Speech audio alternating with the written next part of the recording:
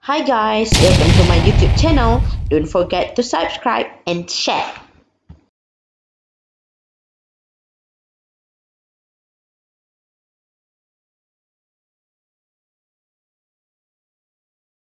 Hi, Assalamualaikum warahmatullahi wabarakatuh. Let's continue with Kingdom Plantae. So, Kingdom Plantae, this is the unique characteristic of the Kingdom Plantae. So, first of all, is three characteristic which is said by the Whittaker. All organism under Kingdom Plantae is eukaryote, multicellular, and they are photosynthetic organism, meaning they can produce their own food by conduct process called photosynthesis. And as you know, plant has a cell wall which made up of cellulose.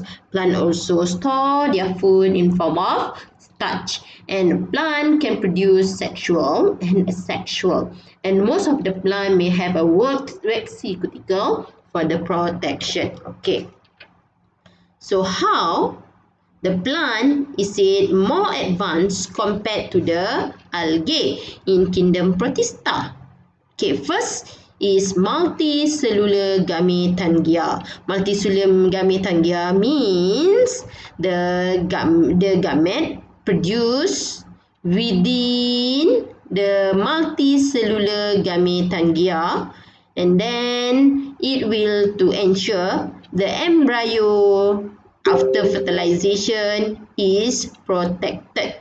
Okay, if you can remember from our last semester, okay, for example, the egg is developed in embryo sac. Okay, so the embryo sac itself is inside the ovule. So the structure is multicellular. So the gamete develop within that. Okay, and then fertilization occur in the embryo sac. So the embryo develop from the multicellular gametangia. So maksudnya sekarang ni embryo yang terhasil itu is protected. Now we have multicellular dependent embryo. So the zygote retained within female parent for protection and nourishing. So yes, after fertilization, embryo is produced. Then the embryo, ingat embryo is from the zygote, right? So the one sperm will fertilize with the egg to form zygote, and then another one sperm will fertilize with two polar nuclei to become endosperm. So this endosperm structure will provide nutrient to the embryo. So maksudnya that's why lah embryo dia akan duduk dalam female body, female parent. So untuk dia dapatkan protection and nourishing. And then for the plantae, the organism has apical meristem. So this apical meristem is the location where the cell is actively divided. So this is important for plant growth. And then wall spore produced in sporangia. So kita ada apa? Kita ada microsporangia which produce microspore, and then we have megasporangia which produce the megaspore. So for example, microsporangia, okay, dia akan hasilkan microspore. So this microspore dia duduk dekat mana? Microspore dia akan develop menjadi pollen grain. So the structure of pollen grain tu dia adalah structure yang ada wall. So ini adalah penting untuk memastikan bila berlakunya pollination, so spore itu boleh bertahan. Okay. Next, exhibit alternation of generation. So as you know, plant may have two generation within their life cycle. Gametophyte generation, the haploid generation, and also the sporophyte generation which is diploid. And these two generation will alternate. And then heterogamy. Heterogamy means that the sperm is motile and the egg is non-motile. Okay. And other adaptation, the plant will have vascular tissue, which is the xylem and phloem, and they have stomata for gaseous exchange, and they has waxy cuticle. Okay, so this is the adaptation why Plantae is more advanced compared to algae in Protista. And why the algae, for example, the fucus, cannot be grouped under kingdom Plantae? Because fucus do not have all these characteristics. Okay, if the plant or the organism have these characteristics, then yes, it will be classed under kingdom Plantae. Alright, so let's proceed to the classification of kingdom Plantae. Okay, classification of kingdom Plantae is according to this. First, according to vascular tissue, either the organism present the vascular tissue or absent. The vascular tissue is absent. Okay, so first, okay, before I proceed, I want to jot here. Okay, if the question asks you about the unique characteristic for each phyla or for each group, okay, we're going to discuss about first. Okay, first in term of vascular tissue. Okay, second in term of seed, present or seed. Third one is dominant generation. Number 4 is dependent generation.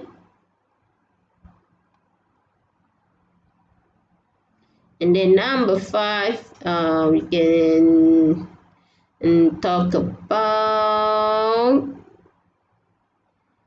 requirement of water for fertilization. Requirement of water for fertilization. Okay. Alright. So first, if the plant have no vascular tissue, mean do not have xylem or phloem, the plant or the organism will be grouped under bryophytes. Okay, so bryophyte has a plant without vascular tissue. So this bryophyte has 3 phylum. Bryophyta, the example is Polytrichum species. Hepatophyta, example is Marchantia species. And Anthocerophyta, the example is the Anthocero species. Okay, so this bryophyte. Okay, if question asks you, what is the unique characteristic of bryophytes? So first tackle about the vascular tissue. Bryophytes do not have vascular tissue. So since they do not have vascular tissue, they do not have seed. Then what is the dominant generation for bryophyte? So for bryophyte, the dominant generation is gametophyte. Yes, the dominant generation is the haploid generation, which is gametophyte. So yang kita nampak yang warna hijau itu adalah gametophyte. Apa maksud dengan dominant generation? Dominant generation is the generation that conduct photosynthesis. Okay, so what is mean by dependent generation? Dependent generation adalah generasi yang terpaksa bergantung kepada generasi yang satu lagi untuk dapatkan makanan. So in bryophytes, the dependent generation is sporophyte. So the sporophyte will depend on gametophyte to get the nutrient. Alright, so in terms of requirement of water for fertilization. Okay, so bryophyte ni jenis lumut. Okay, so lumut duduk kat mana? Kebanyakannya mestilah duduk dekat kawasan yang moist habitat. Kawasan yang lembap. Okay, kawasan yang banyak ada air. So ini penting untuk apa? Sebab untuk fertilization. Okay, nanti actually kalau kita masuk lab, saya akan tunjukkan pada struktur Marchantia ni, kenapa perlukan air? Kenapa fertilization perlukan air? Sebab pada Enteridia, this is Enteridia, male reproductive structure, di bawahnya ada sperm. ada multi-sperm. And then for Archegonia, this is female reproductive structure, ada egg. So apa yang berlaku when the raindrop ataupun ada air yang jatuh ke atas Enteridia, dia akan menyebabkan the sperm to be detached from Enteridia, so that the sperm will swim towards the Archegonia and then will fertilize with the egg. So here the zygote will form, and then the zygote will become embryo and become a new sporophyte. Okay.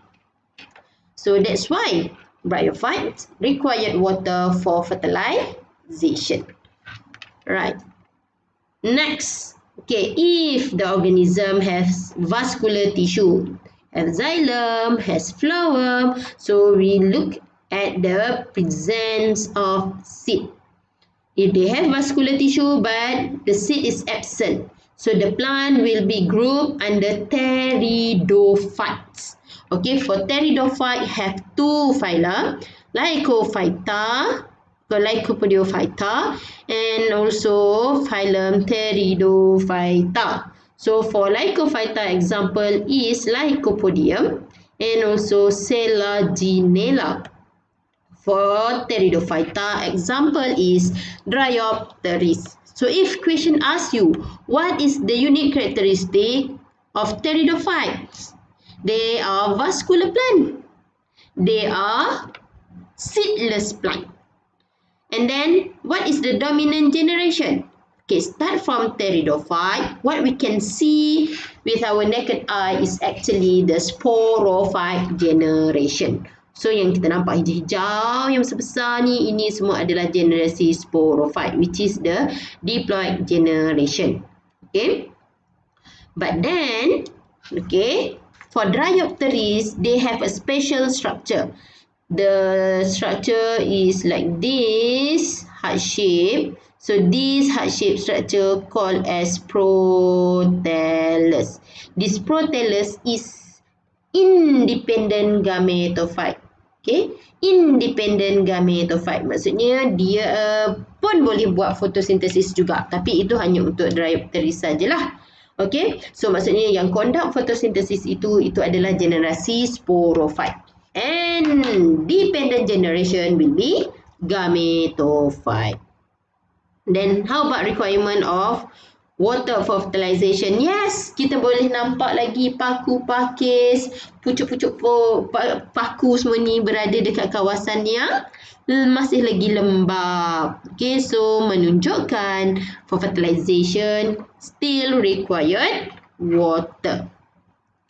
Alright, next is the plant have vascular tissue. They have seed. But then the seed is naked, means the seed is not enclosed by ovary. The seed is not enclosed by ovary. So this is referred to gymnosperm. So gymnosperm have 4 phyla. Coniferophyta, example is Pinus species. Cycadophyta, example is Cycas species. Ginkgophyta, example is Ginkgo biloba. And phylum Gnetophyta, example is Gneta. So look at here, the unique characteristic of gymnosperm, they have vascular tissue. Okay, and they have seed, but the seed is naked.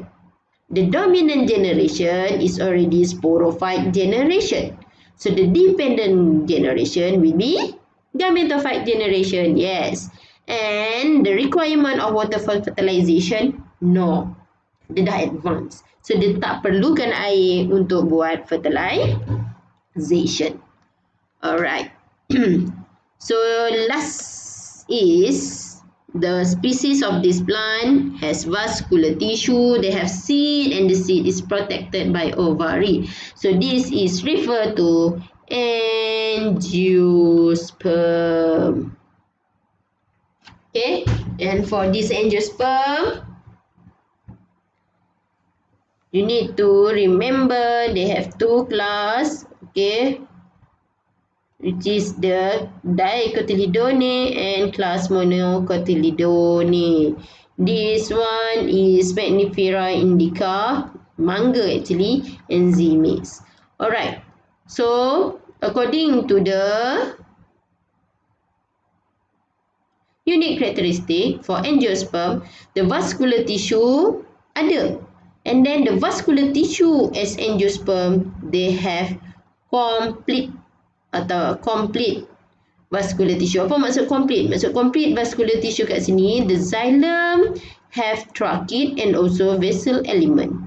And then the flowworm has companion cell and also the sieve tube. Okay. So untuk pteridophyte, untuk gymnosperm, dia ada xylem dan flowworm, tapi tak complete because the xylem only have trachea and the flowworm only have sieve tube. So angiosperm lah yang paling modern, yang paling advanced, paling kompleks. Dia ada elemen yang lengkap untuk xylem and also untuk flowworm. So dominant generation, no argument, for sure sporophyte generation. So the dependent generation is gametophyte. Then the requirement of water for fertilization, no, it's not required water already. Okay, sebelum saya terlupa okay, for pteridophytes, okay, look at here, phylum Lycophyta or Lycodophyta. Okay, we have Lycopodium and we have Selaginella. So actually, this Lycopodium is homosporous. And this Selaginella is heterosporous. Apa maksud homosporous? Apa maksud heterosporous? Okay, when you observe under microscope, kita observe pada structure yang dipanggil sebagai strobilus. Dekat situ akan ada, bila kita tengok under microscope dekat structure strobilus, ini namanya adalah structure dipanggil sporangium. So dalam sporangium tu adanya spore. Okay. When we look at the structure of Selaginella, the strobilus, kita tengok under microscope, apa yang kita nampak pula adalah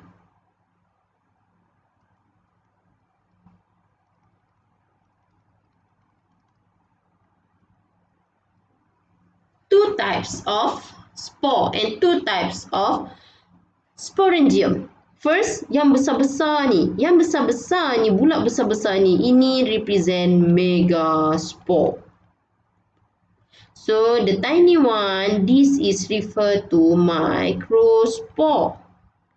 Megaspore is developed within megasporangium. And then this microspore developed within microsporangium. So, nampak tak? Dia ada dua, dia ada micro dan dia ada mega. So, menunjukkan dia ada dua jenis spore yang berbeza. So, that's why dikenali sebagai heterosporous. Okay, so I think that's all for Kingdom Plantae. So, see you in the next video. Bye!